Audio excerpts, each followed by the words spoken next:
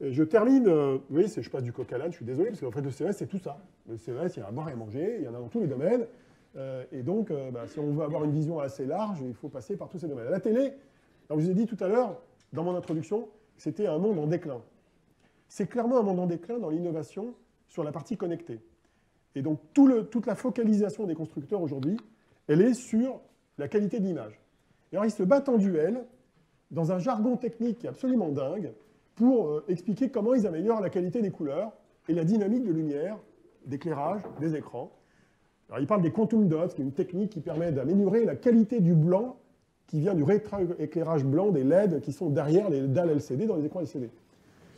Bon, ok.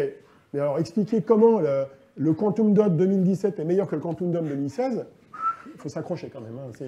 Pour le commun des mortels, il faut savoir que, par exemple, vous supportez 90% de l'espace couleur DCI P3, et parfois, il faut le comparer à 100% de l'espace couleur BT 2020, qui est une autre norme, et vous comparez des choux et des carottes dans des diagrammes de comparaison, c'est imbitable. Et les constructeurs sont partis dans cette espèce de course à l'échalote, impossible à vulgariser pour le consommateur, et je trouve que c'est très délétère, c'est très dangereux pour l'industrie. Ils font pareil, donc voilà Samsung. Samsung, en 2016, toute leur communication, c'est Super HD, Ultra HD.